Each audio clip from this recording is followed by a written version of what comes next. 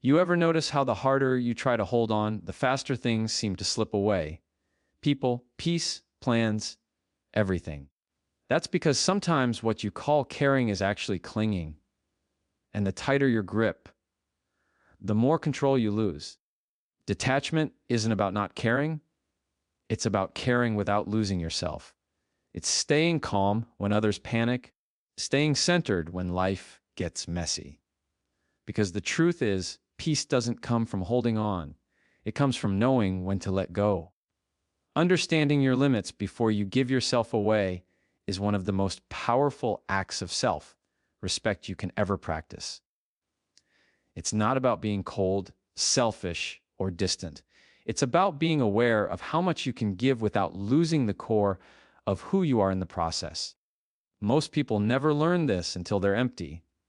They keep pouring, keep giving, keep showing up, hoping that their effort will make others stay, understand, or appreciate them. But the truth is, when you don't know your own limits, people will unknowingly or sometimes intentionally take advantage of that gap. They'll keep receiving as long as you keep giving, and by the time you realize it, you're left feeling resentful, used, or unseen. Limits aren't walls, they're clarity. They help you understand where your energy starts and where it must end. Think of yourself like a phone battery. Even the best phone needs to recharge. No one questions that. But when it comes to people, especially kind-hearted ones, the world tells them to keep giving without pause. Be there for everyone. Don't say no. You're such a good person. And it sounds noble, but it's a slow form of self-erasure. Because if you keep giving without boundaries, you stop being generous. You start being drained. Knowing your limits starts with being honest about what drains you and what fills you. Some conversations leave you tired for hours. Some people walk into your life like peace and others like storms. You have to notice that. You have to pay attention to how you feel after every interaction. Do you feel calm or do you feel tense, energized or exhausted? Those feelings are signals. They're your emotional dashboard telling you what needs adjustment. Ignoring them is like driving with your check engine light on. You can do it, but eventually you'll break down in the middle of nowhere. A lot of people think setting limits means confrontation, but it's really about communication.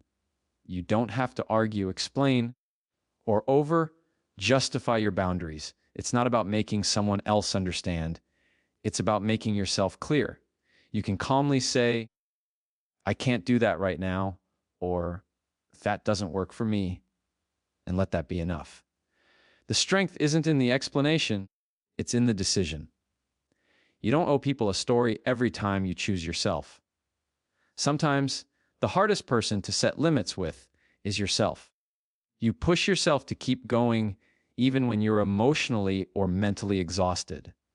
You convince yourself you can handle one more thing, take on one more responsibility, be there for one more person. But that kind of thinking is how burnout sneaks up on you. You start waking up tired. You start dreading simple tasks.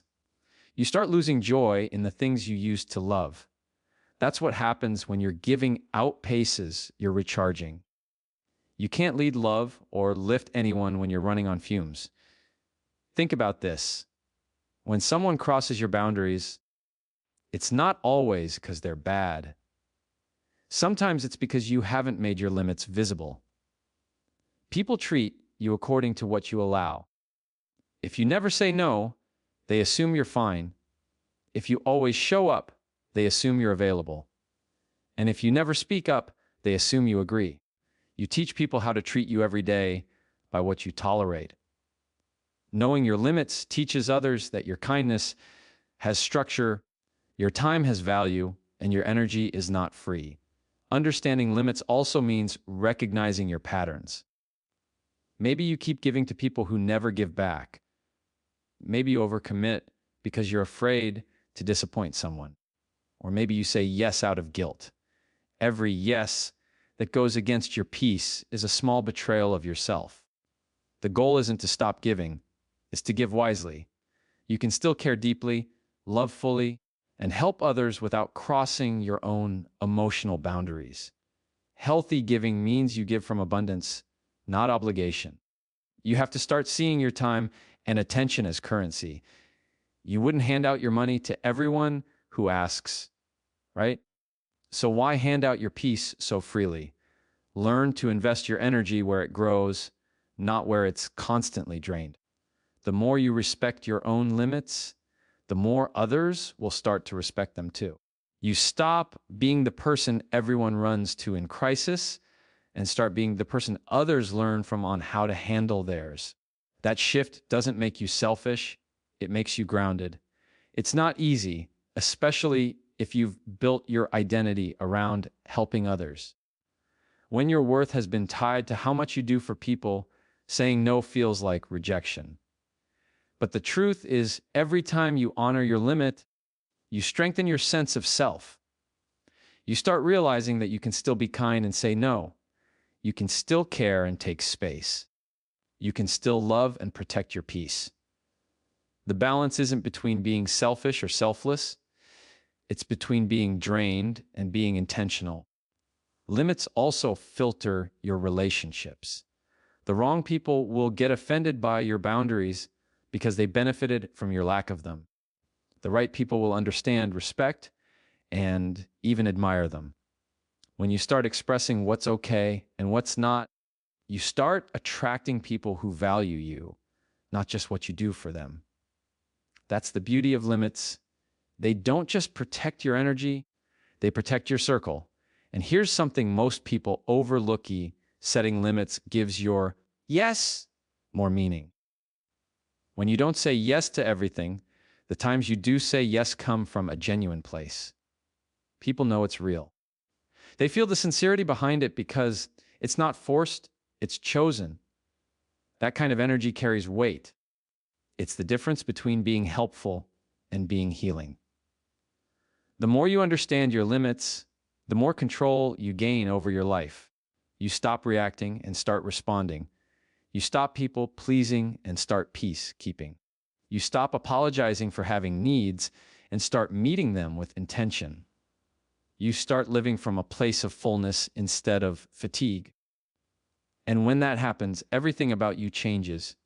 The way you speak, the way you carry yourself, and the way you let others in. Understanding your limits before you give yourself away isn't about creating distance. It's about creating balance. It's how you stay whole in a world that keeps asking for pieces of you. It's how you learn that protecting your peace doesn't make you hard. It makes you wise. Because you finally understand that you can only give your best when you're not giving yourself away in the process. You said too. ChatGPT said, learning the difference between caring and carrying is one of the most freeing lessons you'll ever experience. It sounds simple, but most people spend years confusing the two, and the emotional cost is heavy. Caring is love in motion, it's compassion, empathy, understanding. Carrying, on the other hand, is taking responsibility for someone else's choices, emotions, and problems as if they were your own. The line between them is thin, but the impact of crossing it is massive. When you care, you support people. When you carry, you save them. And that difference determines whether you live peacefully or constantly feel drained. Many of us learned early in life that being good means fixing things. That when someone hurts, we're supposed to jump in and heal them. When someone struggles, we must step up and solve it. But that mindset often comes from love mixed with fear. The fear of being unneeded, unloved, or seen as uncaring. So we carry people. We take on their pain, their mistakes, their emotional storms, believing that our involvement can make everything right. But here's the truth. You can't heal someone by hurting yourself. You can't save someone who refuses to swim. You can reach out your hand, but they have to reach back. Caring means offering help when it's welcome. Caring means forcing help when it's not. Caring listens, caring interrupts. Caring says, I'm here with you. Caring says, I'll do it for you. One is empowering, the other is enabling. You think you're helping, but what you're really doing is teaching them that you'll always be there to clean up the mess. And that pattern becomes a cycle. You take on their weight, they take your energy, and both of you end up weaker for it. The hardest part about learning this difference is the guilt that comes with it. When you stop carrying people, it feels like abandonment. You wonder if you're being selfish, cold, or unkind. But what you're really doing is creating space for accountability. You're allowing people to face their own consequences and grow from them. When you always carry others, you deny them the strength that only struggle can teach. You take away their opportunity to learn resilience, to build boundaries, to grow up emotionally. Carrying feels loving in the moment, but it quietly robs others of their growth. Think about someone you've carried emotionally, a friend, a sibling, a partner. You probably stepped in when they made poor choices. You defended them, explained their behavior to others, tried to protect them from their own consequences. You thought, if I just help them one more time, they'll change. But instead, you noticed the same patterns repeating. That's because change doesn't come from being rescued. It comes from being responsible. When you carry someone, you take away the discomfort that's necessary for transformation. And without discomfort, there's no motivation to change. Caring is standing beside someone while they face the consequences of their actions. Carrying is standing in front of them to shield them from those consequences. One builds trust and respect, the other builds dependency and resentment. You might start feeling like you're their parent instead of their partner, their savior instead of their supporter. And eventually, you burn out. You start resenting them for needing too much, but deep down, you realize it was you who kept saying yes when you should have stepped back. Real care doesn't require sacrifice of self, it requires wisdom of self. It's being emotionally available without becoming emotionally entangled. It's listening to someone cry without absorbing their pain as your own. It's offering advice without forcing outcomes. You can care deeply while staying centered. That's the balance that keeps your compassion from turning into exhaustion. One of the clearest ways to know whether you're caring or carrying is to ask yourself, am I helping them grow, or am I protecting them from growth? If your help makes them more capable, you're caring. If your help makes them more dependent, you're carrying. When you care, you inspire responsibility.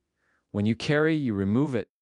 And the longer you carry people, the more invisible you become in the relationship. They start expecting your help instead of appreciating it. They rely on you like a crutch, not because they can't walk, but because they've learned not to. You can still be loving, gentle, and kind without overextending yourself. Setting boundaries doesn't reduce your compassion, it strengthens it. Because when you're emotionally healthy, your care becomes clearer, stronger, and more impactful. You're no longer helping from guilt, you're helping from intention. You're not trying to prove your worth through what you give. You're choosing to give because you genuinely want to, not because you feel you have to. It's important to remember that real empathy doesn't mean losing yourself in someone else's pain. It means understanding it without absorbing it. You can sit with someone in their storm without letting their rain soak through your peace. That's what emotional maturity looks like. You recognize that people have their own paths, their own timing, and their own lessons. You can guide them, support them, and believe in them, but you cannot walk for them. The shift from carrying to caring starts with awareness. You start noticing when your help feels heavy, when your peace starts fading, when your mind starts overthinking for someone else's life. Those are signs that you've crossed from care into carry.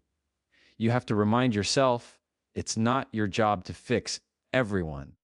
Your only job is to show up with kindness, offer what's healthy, and let others take responsibility for what's theirs. That's how you love without losing yourself. When you stop carrying people, something beautiful happens. You start trusting them again.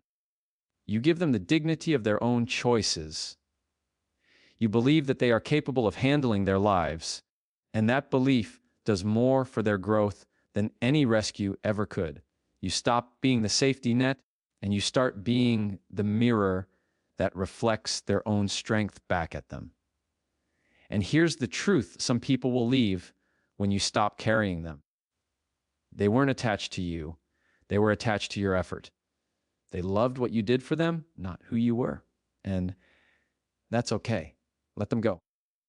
Because the ones who stay when you stop carrying are the ones who truly value you. They don't need your fixing. They need your presence.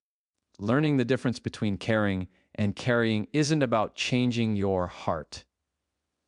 It's about protecting it. It's understanding that love doesn't mean overextension, that kindness doesn't mean exhaustion, and that compassion doesn't mean self-neglect. It's realizing that sometimes the best way to care for others is to stop carrying them so they can learn to carry themselves. Protecting your peace without building walls is an art that takes time, pain, and awareness to master. It's about finding that middle ground between openness and self-protection, where you can let people in without losing yourself in the process. Most people swing to extremes. They either give everything and end up exhausted, or they shut down completely and feel alone. Real peace doesn't live in either of those places. It lives in balance, in the quiet confidence of knowing that you can stay soft without being stepped on, open without being exposed, kind without being controlled. Peace is not the absence of noise. It's the ability to remain calm in the middle of it. It's not about isolating yourself from the world, but learning how to move through it without letting it steal your center. Some people think protecting peace means cutting everyone off, moving away, or disappearing. But that's not protection, that's avoidance. Protecting peace means staying grounded in who you are, no matter who's around you. It means choosing where to place your energy, not escaping from life altogether. You start protecting your peace when you stop reacting to everything that tries to disturb it. Not every comment deserves a response. Not every insult deserves a defense. And not every misunderstanding needs to be fixed. Silence isn't weakness. It's control. You don't owe people constant explanations or emotional performances. Sometimes your peace is built on restraint, the quiet decision to stay calm while others lose their balance. The more you practice that, the more you'll notice how much power you are giving away through reaction. Building walls might feel safe, but walls block everything. Not just the pain, but also the joy, the love, the connection. You start to live behind emotional armor, pretending you're fine, when really you're just numb. That's not peace, that's survival. Real peace allows vulnerability with discernment. You know who earns your openness and who doesn't. You don't share everything with everyone. You don't let everyone have access to your emotions. You can be transparent without being exposed. That's the strength of peace. It's quiet, deliberate, and selective. Protecting your peace also means understanding what triggers your chaos. You have to know yourself, your emotional weak spots, your boundaries, your non-negotiables. Maybe certain conversations drain you. Maybe certain people always bring drama. Maybe scrolling on your phone first thing in the morning messes with your mindset. You can't protect what you don't understand. Awareness is the foundation of peace. Once you know what steals your calm, you can guard against it without cutting yourself off from the world. There's a difference between isolation and solitude. Isolation is fear-based. It's running away because you don't want to be hurt again. Solitude is strength-based. It's choosing stillness to hear your own thoughts. One disconnects you, the other reconnects you. Protecting your peace often requires solitude, not as punishment, but as preparation. When you spend time alone, you learn how to enjoy your own company, how to recharge without external validation, how to listen to your own needs. That's when you stop begging others for the peace you can create yourself. To protect your peace, you also have to stop confusing chaos with connection. Some people equate drama with passion. They think if it's not intense, it's not real. But peace isn't boring. It's stability, clarity, and emotional safety. When you've lived in chaos for too long, peace feels unfamiliar, even uncomfortable. You might try to recreate conflict just because it feels like home. But the longer you live in calmness, the more you realize how addictive peace can be. It's not the absence of intensity, it's the presence of control. People who don't have peace will try to disturb yours. Not always intentionally, sometimes because your calm reminds them of their chaos. They'll pick fights, push buttons, question your silence. You don't have to match their energy. Protecting your peace means being okay with being misunderstood. You don't need to prove your intentions to those committed to misinterpreting you. Let them think what they want. The peace you keep is worth more than the opinion you lose. A big part of protecting peace is detachment, not indifference, but healthy emotional distance. Detachment means you care without control. You show up with love, but you don't take ownership of other people's emotions or choices. You don't let someone else's bad day become your bad day. You can empathize without absorbing. You can be compassionate without carrying. It's not your job to fix everyone's storm. It's your job to make sure it doesn't flood your home. You also protect your peace by maintaining emotional discipline. That means not letting temporary emotions make permanent decisions. You pause before reacting. You breathe before responding. You think before you engage. Emotional maturity isn't about not feeling. It's about not letting feelings rule you. Sometimes peace looks like walking away mid-argument because you value your sanity more than being right. Sometimes it looks like declining invitations, not because you don't care, but because you need rest. Protecting your peace often requires disappointing others to stay true to yourself. There will always be people who mistake your peace for pride. They'll say you've changed because you stopped explaining yourself. They'll call you distant because you stopped overgiving. They'll say you're selfish because you started protecting your energy. But that's the price of growth. You don't owe everyone access to you just because they once had it. Peace requires pruning. Not everyone gets to stay. And that's not bitterness, that's self-respect. One of the deepest forms of peace is accepting that you can't control everything. You can't control how people treat you, what they think, or how life unfolds. The only thing you can control is how you respond. When you stop trying to manage everything, you stop living in constant anxiety. You learn to let go, to trust the process, to breathe through uncertainty. That surrender doesn't make you passive. It makes you powerful. Because the person who stays calm in chaos isn't detached from life, they're anchored in it. Protecting your peace is daily work. It's saying no without guilt. It's leaving when something feels wrong. It's forgiving without reconnecting. It's listening more than reacting. It's knowing that peace is not something you find. It's something you protect every single day. It's in the choices you make, the people you keep, and the energy you allow around you. When you stop building walls and start setting boundaries, you realize you don't need to harden to be safe. You just need to be clear. You don't have to isolate to feel peace. You just have to stop letting everything in. You become the gatekeeper of your mind, your time, and your emotions. You stop apologizing for protecting what keeps you sane. Because your peace is your power, and once you learn how to guard it without closing your heart, you become unshakable in a world that thrives on noise. Mastering detachment, not disconnection, is one of the most misunderstood yet transformative skills in emotional growth. People often confuse detachment with not caring, with being cold or distant.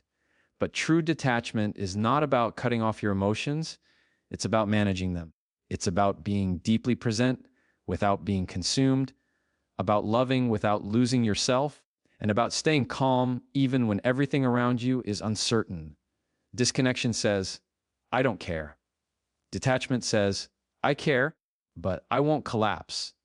Detachment begins with awareness, the awareness that you cannot control outcomes, people, or timing.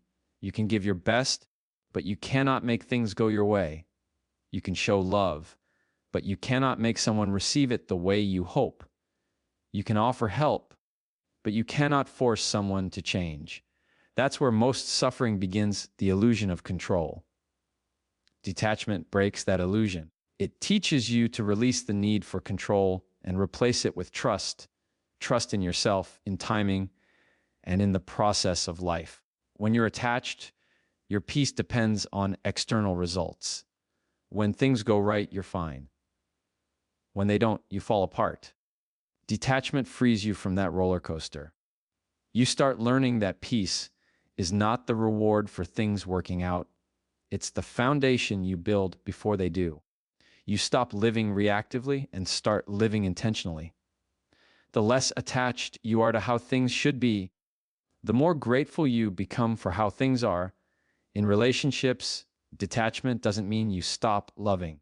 It means you stop trying to control how the other person loves you back. It's the difference between holding space and holding on. Holding space says, I'm here for you, but I respect your journey. Holding on says, I can't be okay unless you act the way I need. One gives freedom, the other breeds fear. When you master detachment, you stop clinging to people for comfort because you've built comfort within yourself. You stop chasing validation because your worth no longer depends on someone else's approval. Emotionally attached people often feel responsible for everyone's happiness. They take it personally when others pull away or struggle. Detachment teaches you that you're not the author of anyone else's emotions.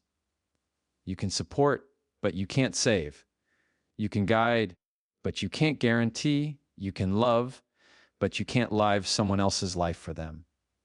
The freedom in that truth is enormous. It doesn't make you colder, it makes you clearer. You start choosing empathy over anxiety, understanding over overextension. One of the signs of unhealthy attachment is emotional overreaction.